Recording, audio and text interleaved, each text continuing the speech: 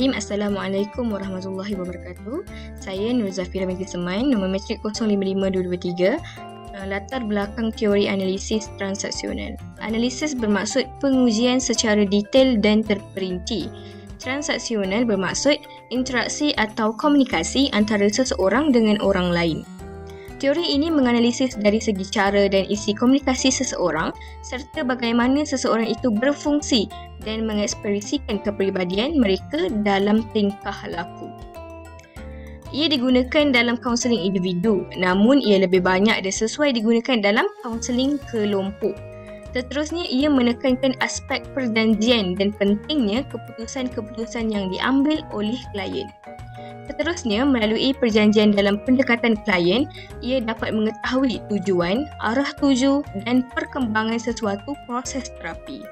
Akhir sekali, ia memfokuskan dalam mengkaji proses transaksi secara lebih mendalam seperti siapa atau apa yang terlibat dalam interaksinya. Apakah matlamat bagi terapi analisis transaksional? Yang pertama adalah memberi keselesaan kepada individu yang mengalami tekanan. Yang kedua adalah untuk membebaskan klien daripada belenggu masa sidangnya. Yang ketiga adalah untuk memberi keselesaan kepada klien dalam berinteraksi bersama masyarakat. Dan yang keempat, membantu klien untuk menilai kembali keputusan yang lepas serta membantu klien membuat keputusan yang baru. Seterusnya kita sambung kepada latar belakang Eric Berne. Eric Berne dilahirkan di Montreal, Quebec, Kanada pada 10 Mei 1910 dan meninggal dunia pada 15 Julai 1970. Beliau telah mendapat ijazah kedoktoran daripada McGill University pada tahun 1935 dan bertugas sebagai pakar ahli jiwa di Yale University pada tahun 1936 sehingga 1941. Beliau telah mengembangkan teorinya, teori analisis transaksional dalam bukunya Games People Play.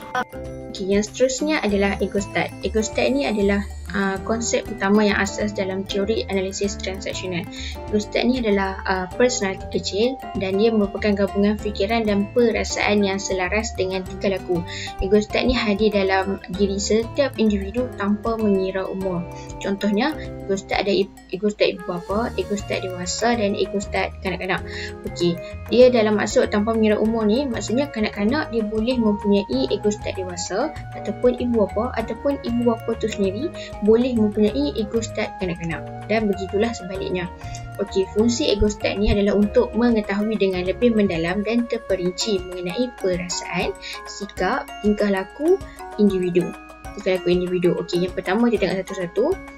Egostat ibu bapa. Egostat ibu bapa ni adalah pengumpulan sikap dan perlakuan yang diterima daripada ibu bapa sejak kecil. Maksudnya seseorang individu tu dia akan bertingkah laku mengikut apa yang ibu bapa dia pernah tunjukkan.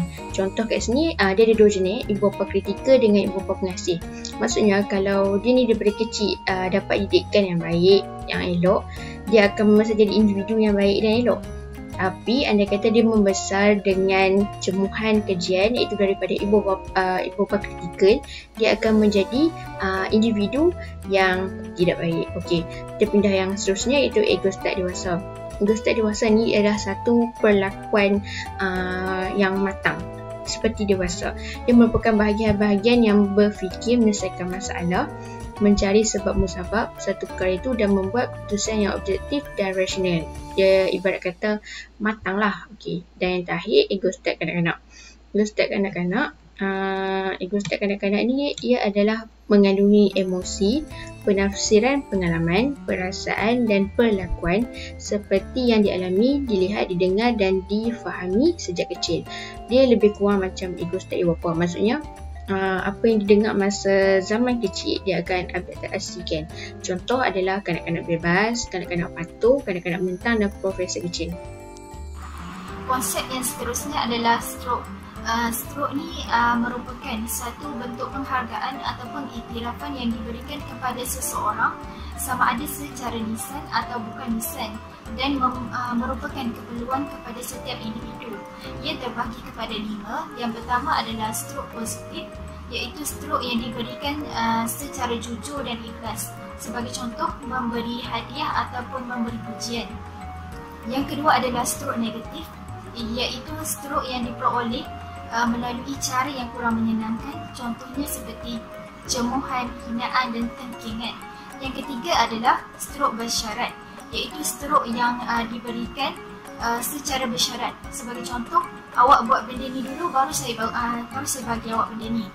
Yang keempat adalah stroke plastik, iaitu stroke yang diberikan secara tidak jujur, melampau-lampau dan mempunyai maksud yang tertentu di sebalik pujian tersebut.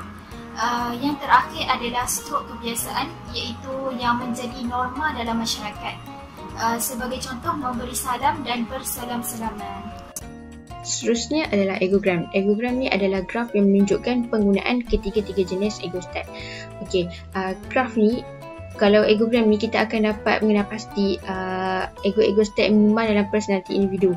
Kita akan dapat lihat egogram mana yang lebih tinggi, egogram mana yang rendah, dan mana yang lebih digunakan dan mana kurang digunakan. Okey, bila kita buat graf macam ni, kaunselor akan tunjukkan kepada klien penggunaan egostat oleh penggunaan egostat klien. So kita akan dapat ubah egogram supaya bersesuaian dengan matlamat kaunseling. Seterusnya adalah posisi hidup. Posisi hidup ini terbentuk melalui pengalaman seseorang semasa kecil.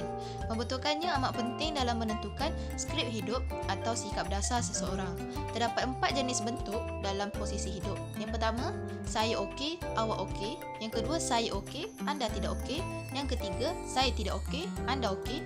Dan yang keempat, saya tidak okey, anda tidak okey. Ketiga-tiga bentuk ini, untuk saya dia mewakili diri sendiri ataupun individu yang mengalami, manakala anda pula mewakili suasana atau persekitaran. Seterusnya adalah permainan hidup. Permainan hidup adalah satu pola pelakuan yang terbentuk melalui tafsiran yang dibuat mengenai mesej yang diterima ketika kecil. Ia digunakan bagi melindungi diri dari perasaan takut dan juga risau serta untuk mendapatkan stroke. Tanda penggunaan permainan hidup ini adalah tidak jujur dalam sesuatu perhubungan. Terdapat konsep segitiga Kaufman dalam permainan hidup, iaitu mangsa, penghukum dan juga penyelamat. Konsep mangsa membawa maksud individu yang sengaja membangkitkan kemarahan orang lain dengan memperkecilkan dirinya sendiri. Manakala konsep penyelamat pula adalah individu yang memberi pertolongan tetapi tidak bersikap jujur. Individu ini akan bertukar-tukar peranan ketika berinteraksi dengan orang lain. Manakala penghukum pula ialah individu yang suka membuat peraturan yang tidak munasabah dan sentiasa mencari kesalahan orang yang lebih lemah atau tidak setaraf dengan. Konsep seterusnya adalah reket. Reket ini merupakan satu emosi atau perasaan yang dirasai akibat tekanan daripada peristiwa yang berlaku. Sebagai contoh, perasaan marah, kecewa dan sedih. Konsep seterusnya adalah transaksi. Transaksi merupakan unit asas dalam komunikasi. Dia terbagi kepada 3. Yang pertama adalah transaksi sejajar, iaitu individu menerima respon daripada egostat yang sama. Respon tu adalah respon yang dikehendaki dan tidak akan melibatkan berlaku konflik antara mereka.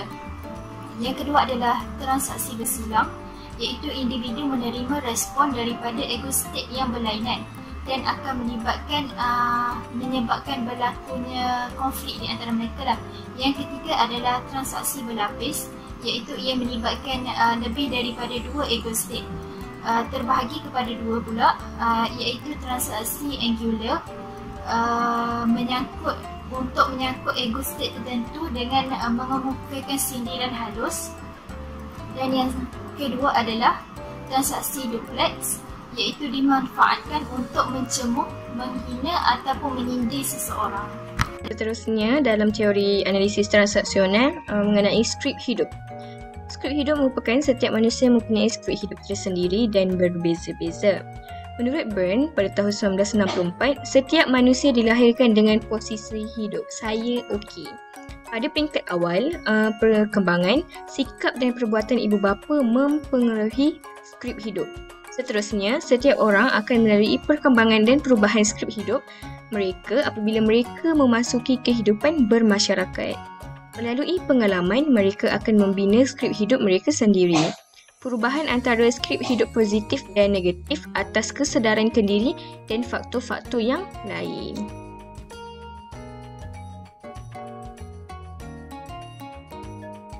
Seterusnya kita sambung kepada teknik dan proses terapi. Yang pertama adalah teknik kursi kosong, iaitu satu latihan terapi yang mana klien perlu meluahkan emosi dan pemikirannya seolah-olah sedang bercakap dengan seseorang. Teknik ini terbagi kepada dua. Yang pertama adalah klien diarahkan untuk bercakap dengan orang lain. Di sini klien akan membayangkan dan melakonkan interaksi antara dirinya dan orang lain yang dibayangkan. Sebagai contoh, apabila berada di kursi satu, klien akan bercakap dan meluahkan apa sahaja yang terpendam dari perspektif dirinya. Apabila berpindahkan kepada kursi kedua, klien akan bercakap dan menjawab luahan tersebut dari perspektif orang yang dibayangkan. Di sini klien akan belajar untuk memahami perasaannya dengan lebih baik. Yang kedua adalah klien akan diarahkan untuk bercakap dengan dirinya sendiri. Di sini klien akan memainkan dua karakter berbeza dalam dirinya sendiri, iaitu satu kerusi mewakili personality domain dan satu kerusi mewakili personality pasif diri klien. Seterusnya kita pergi kepada teknik spesifikasi.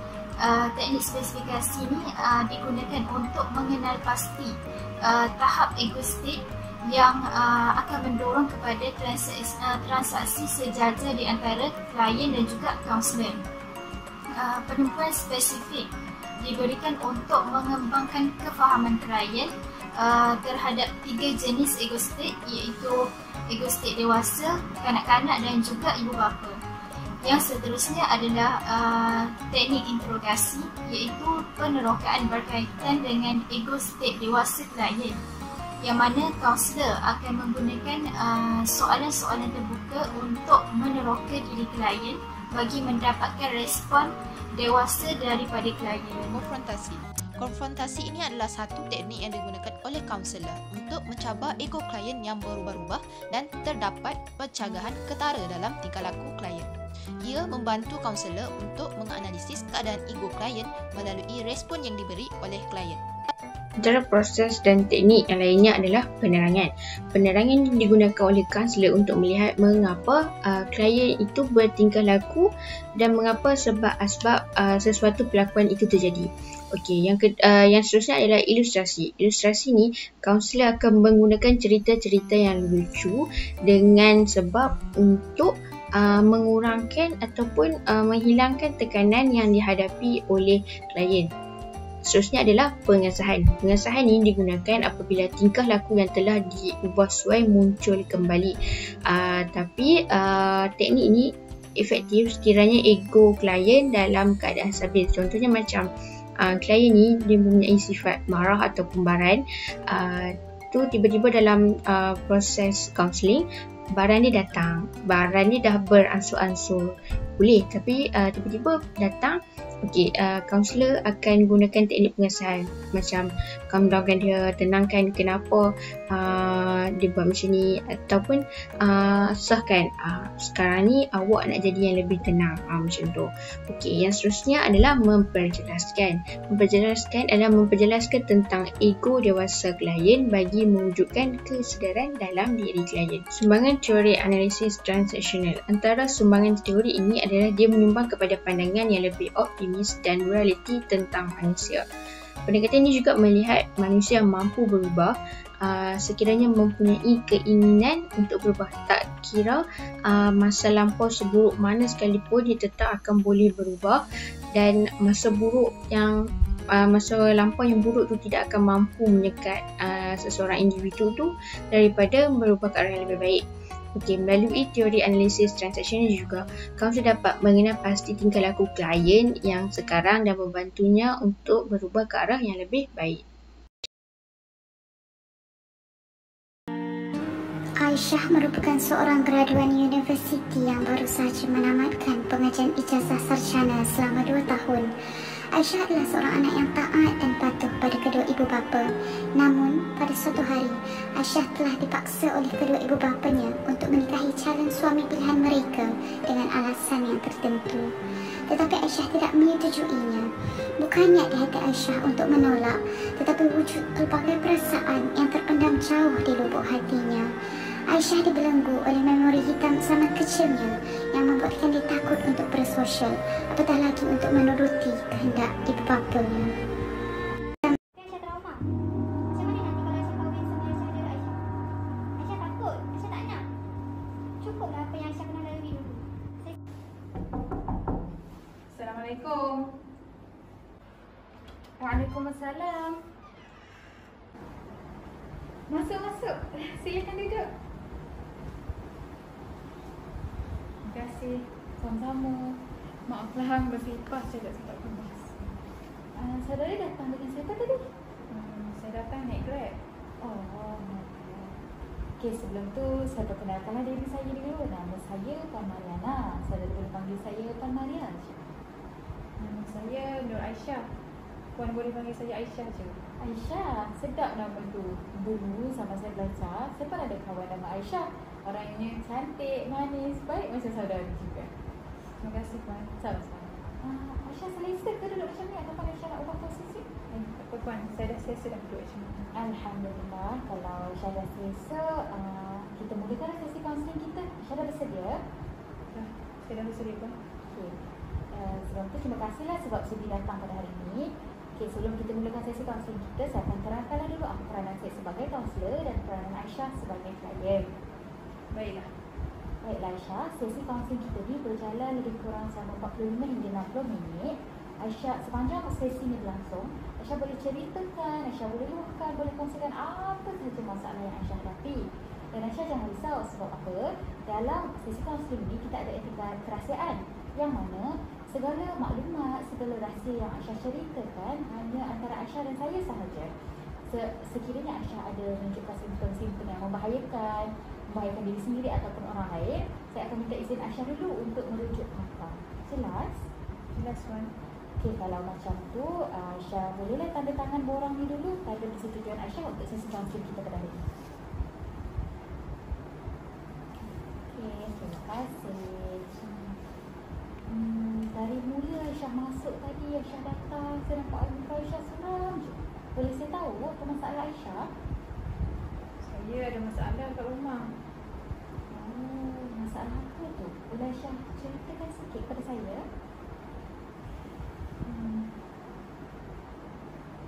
Sebenarnya saya ada masalah dengan mak ayah saya. Mereka paksa saya kahwin dengan calon pilihan mereka. Mereka cakap umur saya ni dah sesuai untuk kahwin. Dan kawan-kawan saya juga dah ramai dah yang kahwin. Tapi saya tak nak. Kenapa Aisyah tak nak kahwin? Saya ada masalah untuk bersosial. Pengalaman pahit saya masa waktu kecil menjadikan saya takut untuk kawan dengan lelaki.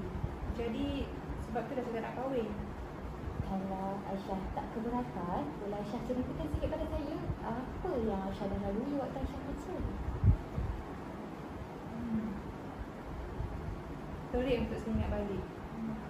Dulu saya diasuh dan dijaga oleh makcik dan pakcik saya ketika ibu bapa saya keluar bekerja.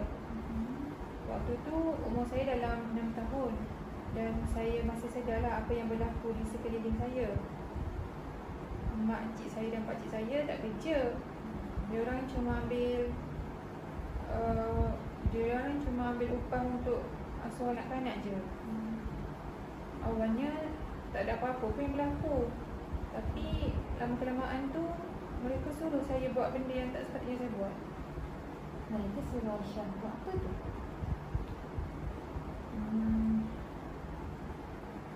Saya disuruh untuk cuci semua pakaian mereka. Tapi rumah mereka tak ada mesin basuh. Jadi saya kena cuci ke semua pakaian mereka tu dengan tangan. Bila saya tak buat, pakcik saya akan pukul saya. Dan ada kalanya sampai dia tendang saya. Saya dah cuba dah untuk bagi tahu mak ayah saya, tapi mereka tak percaya. Jadi mentari hitam ni membuatkan saya takut untuk berkawan dengan lelaki, apatah lagi nak kahwin. Oh, jadi berdasarkan apa yang Aisyah ceritakan, sebenarnya Aisyah tak nak berkahwin disebabkan Aisyah takut dengan lelaki. Dek peristiwa hitam yang pernah berlaku. Begitu? Ya, betul Puan. Saya faham apa yang Aisyah lalui. Sungguh perit untuk ditelan. Saya sedih sangat. Mak ayah saya tak pernah faham saya.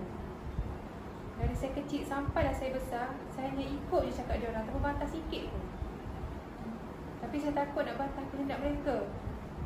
Risau perbuatan itu akan menyinggung perasaan mereka. Aisyah kata Aisyah sedih, tapi tindakan Aisyah tadi seolah-olah macam Aisyah sedang marah je. Saya buntu Puan. Saya buntu. Semua ni salah mak ayah saya. Kalau mereka percayakan saya, mesti saya tak akan jadi macam ni. Aisyah sebenarnya ada tak niat untuk berkahwin pada masa akan datang? Ya, ada. Saya pun nak juga rasa bahagia macam orang lain. Mungkin Aisyah boleh cuba untuk bercakap dengan ibu bapa Aisyah? Saya takut nak beritahu mereka. Kalau saya beritahu mereka, pasti saya kena marah. Baiklah Aisyah, Aisyah jangan risau. Saya ada untuk bantu Aisyah. Kalau saya ada satu permintaan untuk Aisyah, Aisyah sanggup ke untuk turuti permintaan saya? InsyaAllah boleh Puan, kalau ininya terbaik untuk saya. Baiklah Aisyah, sekarang ni depan Aisyah ada kerusi kosong. Aisyah andaikan kerusi ni Umi dan ayah Aisyah. Aisyah boleh luahkan, boleh beritahu je apa yang Aisyah nak beritahu mereka. Okey, baik Puan.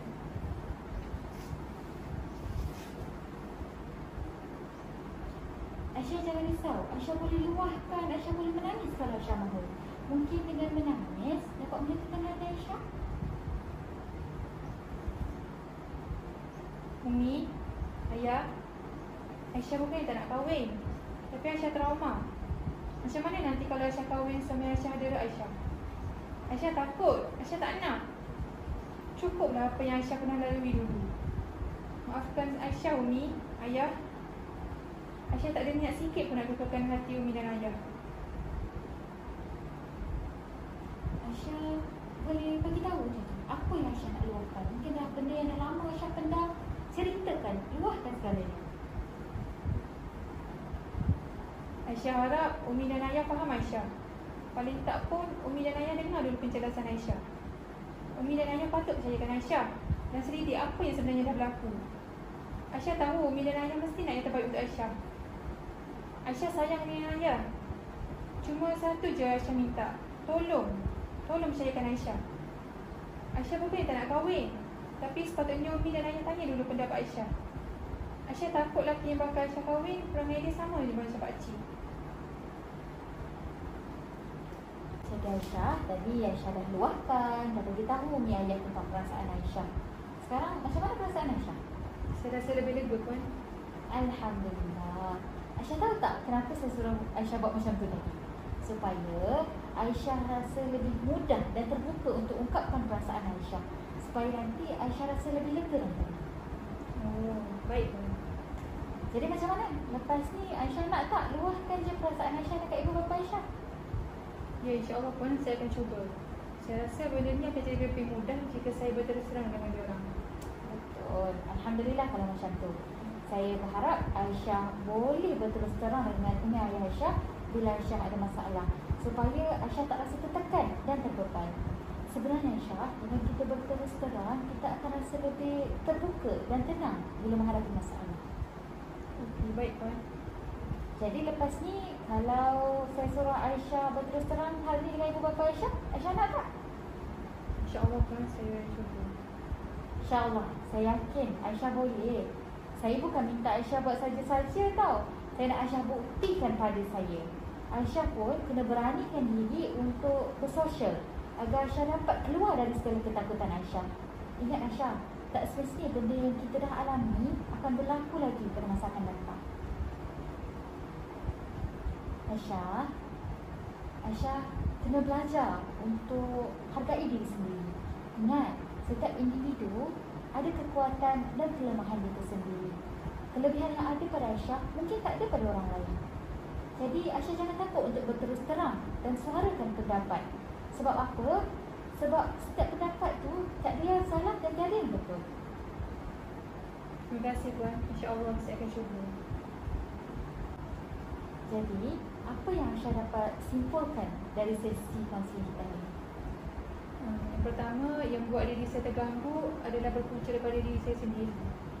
Dan yang kedua, saya takut untuk berterus terang dengan mak ayah saya. Jadi lepas ni, saya akan lebih beranilah untuk luahkan isi hati saya kepada dia orang. Bagus Aisyah. Saya yakin Aisyah seorang yang sangat berani. Jadi Aisyah, sesi kaunseling kita pun dah cukup 55 minit. Macam saya katakan tadi, nanti Aisyah balik rumah, Aisyah cuba untuk berterus terang dengan ibu bapa Aisyah tentang masalah Aisyah. InsyaAllah akan ada jalan penyelesaiannya. Jadi Aisyah, kita akan jumpa pada sesi seterusnya untuk susunan. Baiklah Puan, terima kasih. Saya balik dulu ya. Assalamualaikum. Waalaikumsalam. Aisyah jaga diri ya. Jumpa lagi.